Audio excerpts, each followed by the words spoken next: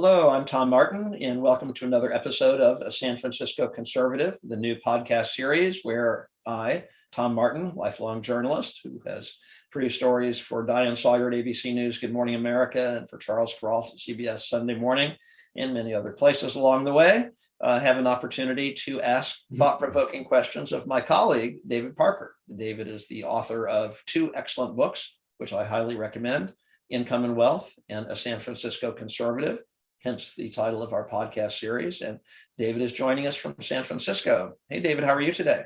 Hey, I'm fine. Nice to see you, Tom. How are you doing today? I'm doing well. There's no shortage of thought-provoking stories in the news these days, as I'm sure you'd agree. We're just talking about homeless challenge and college loans being paid off, and a million things. And that kind of reminded me that I thought it might be good to go back to basics. I know. Tell us again how you went back to school. For those of you who may be watching this as your very first introduction to our podcast series, you are a lifelong educator as well as an entrepreneur and a jazz musician, and you chose to go back to school, right? Well, yeah. People go to school to maybe learn how to do something. I went to school to learn how I did something, because I have instinct for real estate investment, and I have instinct for teaching. I have instinct for jazz, and all my writing is very instinctual. My editor hates that I don't use an outline. It pours out for me, and I edit so many times that it looks like it was planned when it's done. But that's not how I start. And I had a realization from childhood, that just epiphanies, that income and wealth were two separate matters, unrelated. And I started to write, and my wife says, I think you better take a class in economics. This is okay. So after having a college degree, a teaching credential, a master's degree in music, I went back to school and I sat in an economics class on the graduate level, and I go, whoa, I can't do this. So I went to the undergraduate level and took economics 1. And it says, you better take some math too. Oh my God. So I got carried away. I took 67 units of math and economics in a row. Took every class our school had to offer. It was called Golden Gate University in San Francisco. Wow. Catered to adults quite a bit. Then I started to rewrite, and I wrote the book Income and Wealth, because now I had personal experience and I had some background. So what it is scholarly writing in political economy from an entrepreneurial mind versus an academic mind. So it reads differently, and examples are from business as opposed to a classroom. Yeah, so it's an interesting book for anybody who's listening. They would like it. Yeah, no, it's an excellent book. I learned a lot, certainly, and from a San Francisco Conservative as well. Both are great books.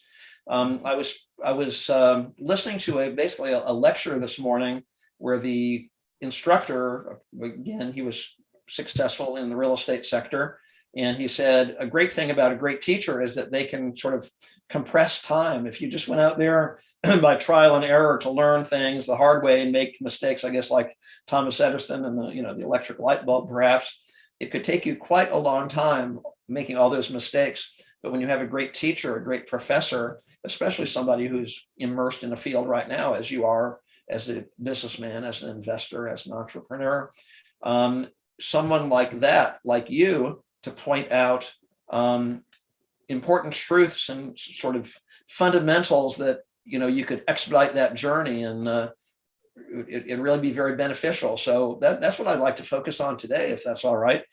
Are there certain laws that you think, laws of economics, that people could benefit from knowing? Well, let me refute a tiny bit your opening introduction. Andrew Carnegie, he says, if you really want to make a fortune, don't go to college. You're like an athlete, or you're like an 18-year-old mathematician. Your mind is active. You shouldn't be just taking 25 different courses, because you have to start at the bottom. You really have to learn by trial and error. You have to do what Edison did. You have to make those mistakes, because otherwise they're not in you. Yeah. When you recognize a similar situation, I did that and I messed it up the first time. Now I know what it is. So That's a good point. That makes I sense. would advise students to drop out. Yeah. If I was going to and start what they want to do and make the mistakes. That makes If sense. you don't start from the bottom, you're not going to rise to the top because you don't know what you don't know. Sure. And sweeping the floor or putting mail in the mailroom, you learn a lot. You just don't stay there is the point. Yeah. You got 2 weeks, that's fine. You're on to the next job, but you work your way up. You're not going to go to the top if you don't start at the bottom. Sure. Makes sense. Well, perhaps I should say, and I appreciate that correction because that does make a lot of sense. Last summer, for example, I offered a course for authors. You don't need it because I'm enjoying working with you, of course, but do-it-yourself public relations for authors. And so that was sort of trial and error. I've never taught a class of any kind before. And so there were certain things that I learned by just putting myself out there and I guess making mistakes. So I definitely hear what you're saying there. But so maybe I should rephrase it and just say, maybe after a lot of trial and error and success, as you have enjoyed and you are still enjoying, you're still very active out there. Certain fundamental truths have emerged, and maybe it's helpful to shine a light on them. Right. Can you do that for us? Yeah, there are the laws of economics that if you don't know, you're swimming, and you can make huge mistakes. And well, on a grand scale, one law of economics is called comparative advantage. And a nation can have an absolute advantage in everything. Like the US can probably do everything better than everybody else, or certainly as well as anybody else. But you can't do everything. And so you have to choose what you do really best, that you do maybe a little bit better than somebody else, and then don't do anything else and just concentrate on that one thing. America should not be making inexpensive manufacturing parts. We should be making high technology. A country like South Korea is doing as well as we are economically. And a few years ago, they were making junk. And after World War II, Japan was making junk. I remember as a kid growing up, bad product. Oh, that was made in Japan. That was the expression. And today it's the opposite. If it's made in Japan, it's probably good. It's probably better than our products. Yeah. And today, that cheap market, China has that cheap market, but that doesn't last. China is going to find themselves in the same problem as Korea and Japan and they're going to have such a high standard of living that nobody will make those cheap products anymore, and they're out of business. And it'll be India. And when India figures it out, there'll be nobody left to make anything poor. Interesting challenge. Yes. We have met people coming across the border into Texas, and on one level, we're stopping it because it's illegal. And a second level, we need those people. Right. Interesting. China has that same problem now. They have they're sorry they had that one-child policy. They are short. They have a huge manpower shortage. Yeah, it'll be interesting to see what unfolds from that. I just want to take a quick minute for viewers and listeners joining us midstream here. This is a San Francisco Conservative, the new podcast series featuring yours truly, Tom Martin, as the journalist, asking questions, thought-provoking questions. I've spent years with ABC and CBS and CNN and so on. And I'm certainly enjoying my conversation with David Parker, author of Income and Wealth and a San Francisco Conservative. And we're talking about, that is an interesting turn of events, I guess. I certainly noticed that in my lifetime when I was a kid. If you'd see something stamped with "Made in Japan," you'd think this is a piece of refuse. But nowadays it's sophistication and something to be coveted.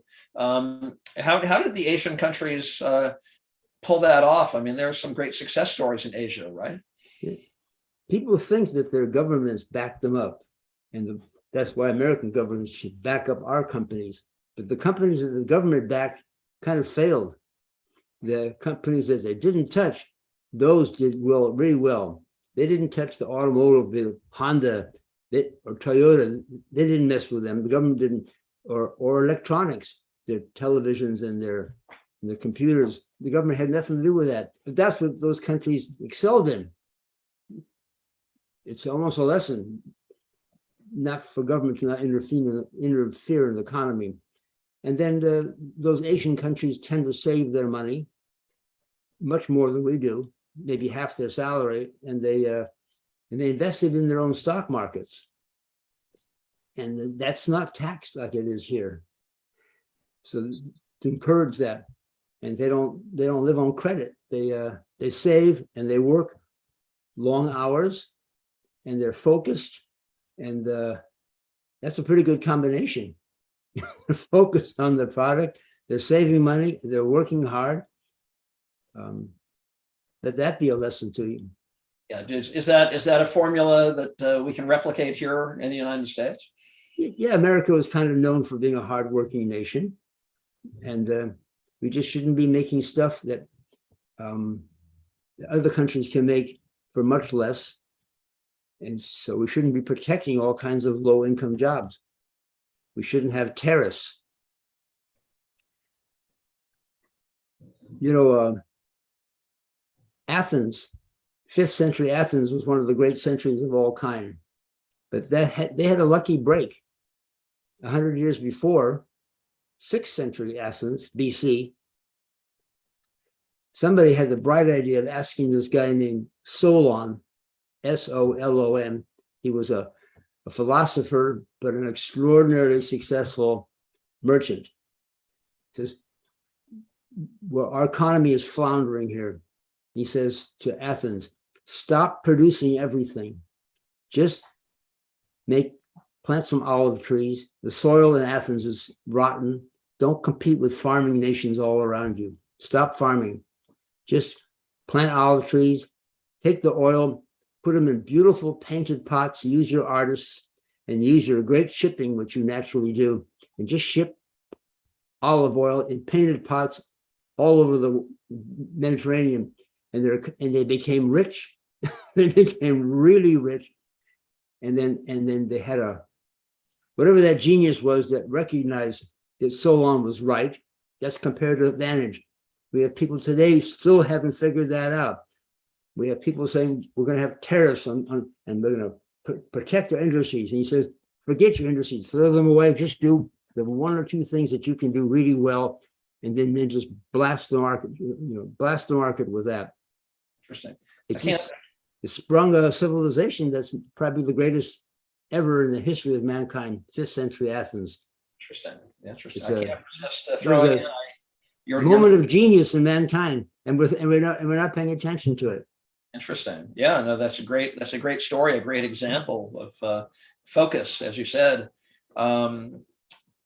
It's interesting. That reminds me a little bit of a number of years ago, 10, 12 years ago, I read a great biography of Steve Jobs by Walter Isaacson, who had, I guess, Jobs saw that Isaacson had written about Benjamin Franklin, said, I'm in that category, Ben Franklin and other geniuses, and you should write about me. And it was a great book, is a great book. And he said that during those times, certainly Jobs and Wozniak started Apple, in I guess the family garage. But after it took off to some level of success, Steve Jobs was kicked out of his own company. And I think the CEO they found was from Pepsi, if I remember correctly. And so he said, we're going to diversify our product line and have 20, 30 different. There you go. And it sounded like they were heading down the wrong road after what you just said. Absolutely, yeah. So anyway. Yeah. So it's one of my themes in all my writing, both of the books, that there's timeless laws of money, timeless laws of government, and why are we pretending they're not there, or thinking it doesn't apply to us. It applies. It does apply to us. Yeah, really fascinating. So, well, I tell you what, I believe in that old expression, leave them wanting more. So I think we're going to stop at law number 1, because are there 4 that you want to share with us? Not today. Okay, so we'll in a future conversation, we will hear about number 2 and number 3 and number 4. I come away from every one of these conversations having learned something, which I love. So thank you for that. I appreciate that. And I just want to remind all of our viewers and listeners, be sure to pick up copies of David's books, Income and Wealth and a San Francisco Conservative. You can do that by visiting his website, davidparkeressays.com, or by going to Amazon. So thanks, David. It was great to see you. Thank you.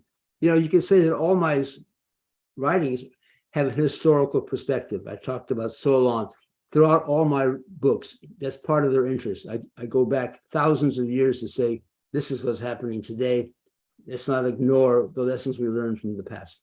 Absolutely. No, I love that quality. Both books are excellent. So thank you very much.